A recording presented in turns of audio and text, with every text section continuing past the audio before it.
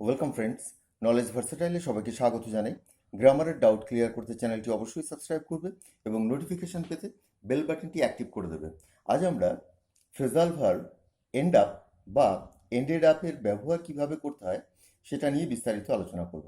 চলো মূল আলোচনায় এসে আমরা জেনে নিই এন্ড আপ বা এন্ডেড আপের ব্যবহার কিভাবে হয়। এন্ড আপ বা এন্ডেড আপ ব্যবহারের আগে কোথায় এটার ব্যবহার করা যায় সেটা সম্পর্কে আমাদের খুব ভালো করে জানা দরকার। দেখো, এন্ড আপ এই বিষয়টা খুব ভালো করে মনে রাখবে। অজান্তে, না চাইতেও, অনিচ্ছা সত্ত্বেও, বিশেষ ঘটনাক্রমে, শেষ পর্যন্ত। দেখো, শেষ পর্যন্তটা হচ্ছে হাইলাইট করে দেওয়া রয়েছে। কোনো একটা কিছু, সেটা হচ্ছে অজান্তে হতে পারে, না চাইতে হতে পারে, অনিচ্ছা সত্ত্বেও হতে পারে, বা বিশেষ ঘটনাক্রমে শেষ পর্যন্ত কিছু করা, কোনো গন্তব্যে পৌঁছানো, কিছু পাওয়া, কোনো পরিস্থিতির শিকার হওয়া ইত্যাদি নির্দেশ করতে এন্ড আপ বা এন্ডেড আপের ব্যবহার হয়। কেউ হয়তো ডাক্তার হতে চেয়েছিল, কিন্তু শেষ পর্যন্ত সে একজন ইঞ্জিনিয়ার হয়ে গেল। কেউ বাজারে যেতে চেয়েছিল, কিন্তু পথে তার বন্ধুর সাথে দেখা হওয়াতে তার আর বাজারে যাওয়া হলো না। তো যাই হোক, শেষ পর্যন্ত কিন্তু সে তার যে ইচ্ছা ছিল সেটার হয়তো পরিবর্তন হয়েছে বা অন্য কিছু হয়েছে। আবার এমনও হতে পারে যে সে যেটা চেয়েছিল কোনো রকমভাবে সে সেটাকেই অর্জন করতে পেরেছে। তো শেষ পর্যন্ত যেটা হয়, লাস্ট রেজাল্ট যেটা, সেটাকে বক্তব্যের মাধ্যমে প্রকাশ করতে আমরা এন্ড আপ বা এন্ডেড আপের ব্যবহার করে থাকি। এখানে যে কনস্ট্রাকশনটা এন্ড আপের জন্য আমরা সবচেয়ে বেশি ব্যবহার করে থাকি সেটা হচ্ছে প্রথমে সাবজেক্ট, অর্থাৎ কর্তা, যার শেষ কোনোভাবে হবে। তারপর হেল্পিং ভার্ব, আমি দেখো এটাকে ব্র্যাকেটে দিয়ে রেখেছি কারণ খুব একটা বেশি হেল্পিং ভার্বের ক্ষেত্রে ব্যবহার হয় না, কারণ পাস্ট ইনডেফিনিটেই এই ধরনের সেন্টেন্সগুলোর ব্যবহার বেশি হয়, যদিও ফিউচার প্রেজেন্ট সব ক্ষেত্রেই হতে পারে।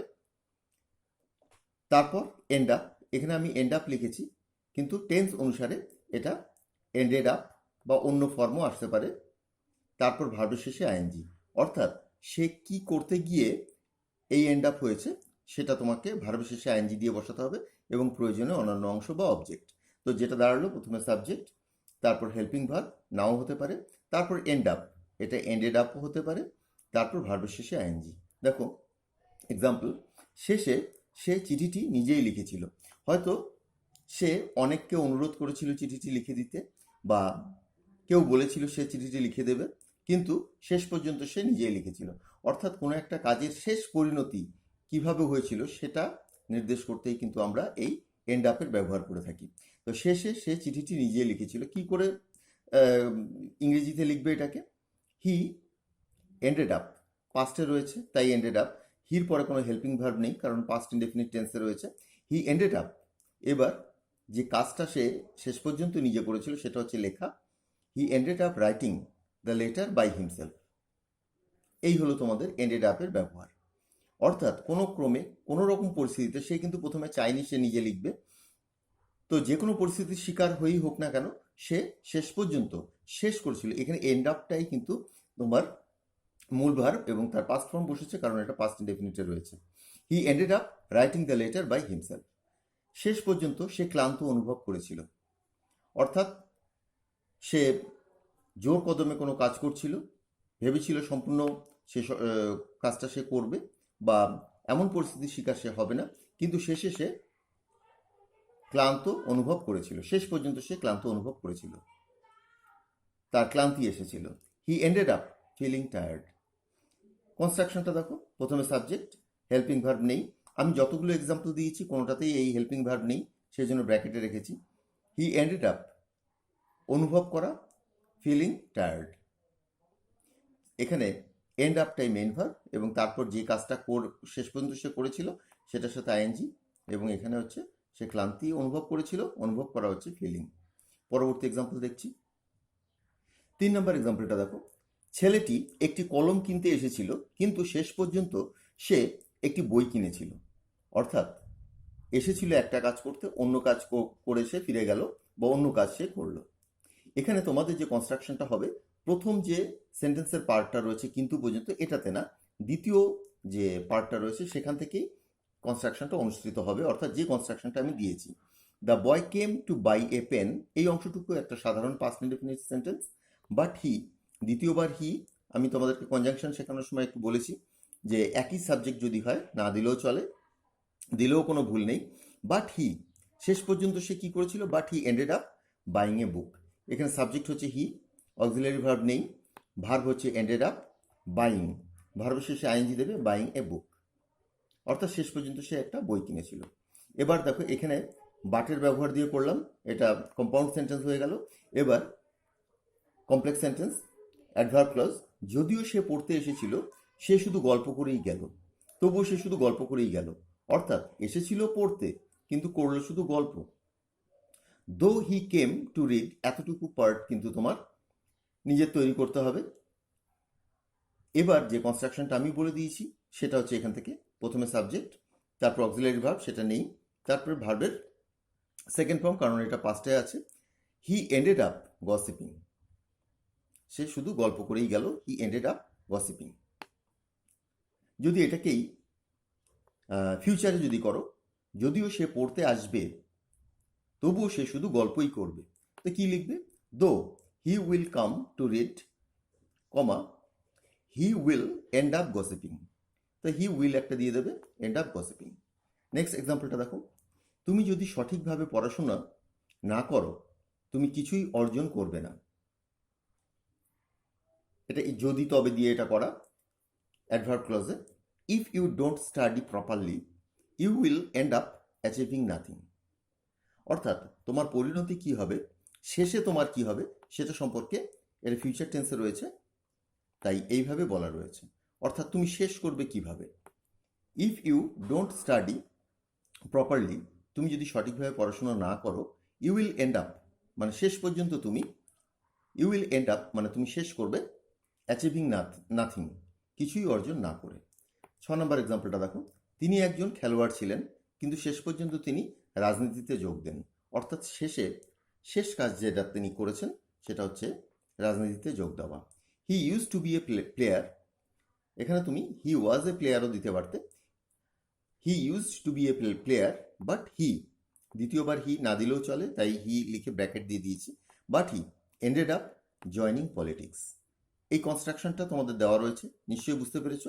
সাবজেক্ট, অক্সিলারি ভার্ব, যদি কোনো অক্সিলারি ভার্বের ব্যবহার পড়ে, তারপর এন্ড আপ, এখানে পাস্ট ফর্মে দিয়েছি, জয়নিং পলিটিক্স, কিন্তু সে শেষ করেছিল পলিটিক্সে জয়নিং করে বা জয়েন করে, যোগদান করে। পরবর্তী এক্সাম্পলগুলো দেখছি। এর আগের পয়েন্টে আমরা দেখেছিলাম পয়েন্ট 1-এ যে পরিকল্পনা ছাড়াই কোনো কিছু করে ফেলা, কিন্তু এবার হচ্ছে পরিকল্পনা ছাড়াই কিছু কোনো জায়গায় পৌঁছে যাওয়া বা কিছু নিজে হয়ে যাওয়া, অর্থাৎ দুটোর মধ্যে একটু পার্থক্য রয়েছে।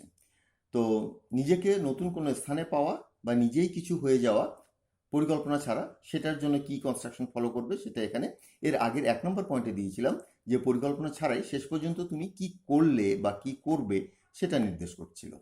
এবার দেখো, পরিকল্পনা ছাড়াই কোথাও পৌঁছে যাওয়া বা কিছু হয়ে যাওয়া নির্দেশ করতে এন্ড আপ বা এন্ডেড আপের ব্যবহার হয়। এক্ষেত্রে তুমি সাবজেক্ট বসাবে, তারপর হেল্পিং ভার্ব, প্রয়োজন সাধারণত পড়ে না, তারপর এন্ড আপ, যেহেতু ঘটনাটা ঘটে গেছে বেশিরভাগ ক্ষেত্রে এন্ডেড আপের ব্যবহারই করব, তারপর ইন বা অ্যাট, সেটা প্লেস অনুযায়ী তুমি বসাবে, তারপর যদি প্লেস হয় তো প্লেস, আর যদি সে নিজেই কিছু হয়ে যায়, হ্যাঁ উপরে দেখো হওয়া লেখা রয়েছে, তবে নাউন, অর্থাৎ সে নিজে টিচার হলো, সোলজার হলো, বা আর্মি হলো, বা বেকার থাকলো, সে যাই হোক না কেন, তো সেই নাউনটা তুমি এখানে বসিয়ে দেবে। দেখো আমি শিয়ালদার জন্য রওনা দিয়েছিলাম কিন্তু শেষে দমদমে গিয়েছিলাম, এখানে গিয়েছিলাম অর্থে ওয়েন্ট, সেই অর্থটা আমি ব্যবহার করব না, এখানে আমরা অন্যভাবে সেন্টেন্সগুলোকে লিখব। এই কনস্ট্রাকশনটা তোমরা লক্ষ্য রাখবে।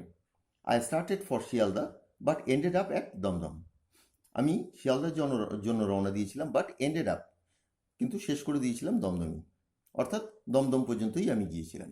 এবার খেয়াল করে দেখো, এন্ডেড আপের পর ভার্বের শেষে আইএনজি আর নেই, অর্থাৎ সেই পার্টটার আর দরকার নেই। সে যদি এমন কাজ করতে থাকে সে জেলে পৌঁছে যাবে। If he keeps doing, if দিয়ে কোনো বাক্য শুরু করলে বেশিরভাগ ক্ষেত্রে এস এর দরকার পড়ে না থার্ড পার্সন সিঙ্গুলার নাম্বারের জন্য, সাবজেক্টিভ মুডে তোমাদেরকে এটা বলেছি। তো যেহেতু বর্তমানে বিভিন্ন গ্রামার বইতে এস এর ব্যবহারটা রয়েছে, এটাকে থার্ড পার্সন সিঙ্গুলার নাম্বার হিসাবে ধরে এটা হয় না কারণ যে যদি সে এরকম করে, অর্থাৎ সে এটা করছে না, যদি করে, তো সেই জন্য এটা সাবজেক্টিভ মুডের মধ্যে চলে যায়। তো যাই হোক, আমি এস এখানে দিয়ে দিয়েছি, দিলে কোনো ভুল হবে না বর্তমানে। If he keeps doing such work, যদি সে এমন কাজ করতে থাকে, he will end up in jail, সে শেষ পর্যন্ত জেলে পৌঁছে যাবে বা জেলে থাকবে, মানে তার শেষটা হবে জেলে। কোনো জায়গায় থাকা বা পৌঁছে যাওয়া এমন অর্থে অ্যারাইভ, রিচ, কেম এইগুলো ব্যবহার না করে এন্ড আপের ব্যবহার তোমরা করবে। এটা ফিউচারে দিলাম এন্ড আপ, এটা পাস্টে ছিল এন্ডেড আপ। একটাতে দিলাম অ্যাক্ট, এটা জেলের ভিতরে বোঝানো হচ্ছে, তাই ইন। সে শেষে একজন গায়ক হয়েছিল, হি এন্ডেড আপ এ সিঙ্গার। তো এক্ষেত্রে ended up being a singer, আমরা প্রথম যে নিয়মটা দেখেছিলাম যে ভার্বের পর আইএনজি বসে, সেটাও তোমরা অনুসরণ করতে পারো। কিন্তু সেই এন্ডেড আপ এ সিঙ্গার, একজন সিঙ্গার রূপে সে শেষ করেছিল, সেটাও তুমি বলতে পারো। He ended up a teacher, he ended up a player, he ended up a poet. কিন্তু আমি বলবো যদি বিং বসাও আরও ভালো হয়, he ended up being a singer. আচ্ছা, তাদের তর্ক মারামারিতে শেষ হয়েছিল। তারা প্রথমে তর্ক করছিল, শেষ করেছিল মারামারিতে। Their arguments ended up in fighting বা এন্ডেড আপ ফাইটিং, এটাও তোমাদের প্রথম নিয়মের মধ্যেই চলে আসে। যে মারামারি যেটা, সেটা হচ্ছে করাকে নির্দেশ করছে। এখানে এক জায়গায় হয়তো লিখে দিয়েছি, এটা ফার্স্ট রুলের মধ্যে পড়বে। তাদের তর্ক মারামারিতে শেষ হয়েছিল, অর্থাৎ শেষ পর্যন্ত তারা মারামারি করছিল। Their argument ended up in fighting.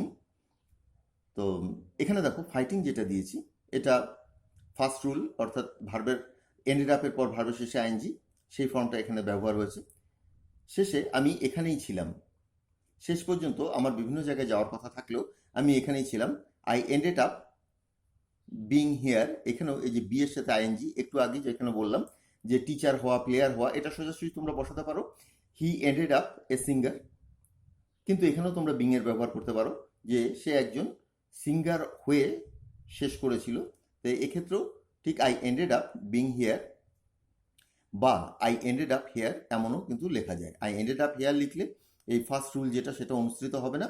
আর যদি লেখো বিং, অর্থাৎ বি ভার্বের সাথে আইএনজি, তবে সেটা প্রথম নিয়মের মধ্যে চলে যাবে, কিন্তু অর্থ একই। চলো আমরা পরবর্তী নিয়মটা দেখি। 12 নম্বর এক্সাম্পলটা দেখো। খারাপ অভ্যাস শেষে দুর্বল স্বাস্থ্য আনে। এটা হচ্ছে একটা সেন্স, সবসময় বাংলাগুলো একদম ইংরেজির অ্যাকিউরেট হয় না। Bad habits end up, bad হ্যাবিটসের যে শেষ পরিণতি, ইন পুয়ার হেলথ, খারাপ স্বাস্থ্য। তো এখানটাও আমরা যে নিয়মটা দেখলাম সেই নিয়মের মধ্যেই এটা রয়েছে। দু একটা নিয়ম এখানটায় সে প্রথম নিয়মের মধ্যে চলে গেছে, যেটা হচ্ছে ভার্বের শেষে আইএনজি এন্ড আপের পর। তা তোমরা দেখতে পারলে যে অনিচ্ছাকৃতভাবে, না চাইতেও বা কোনো পরিস্থিতির শিকার হয়ে কোনো একটা জায়গা দিয়ে শেষ পর্যন্ত যা করা হলো, যা বলা হলো, যা দেখা গেল, তো সেটাকেই বাক্যে প্রকাশ করার জন্য he ends up writing by himself বা he ended up doing the work by himself. ধরো কেউ কোনো একটা কাজ করতে এসে অন্য একটা কাজ করে বসলো, he came to buy a pen but he ended up buying a book, এরকম আর কি। তো এন্ড আপ, শেষ পর্যন্ত কোনো কিছু করা অর্থে এই ফ্রেজাল ভার্বটার ব্যবহার হয়। তো তোমরা আলোচনাটা বিস্তারিতভাবে দেখবে, অর্থাৎ বারবার দেখবে, তাহলে ভালো করে বুঝতে পারবে। আজকের আলোচনাটা এখানেই শেষ করছি। সকলে ভালো থেকো, বাই।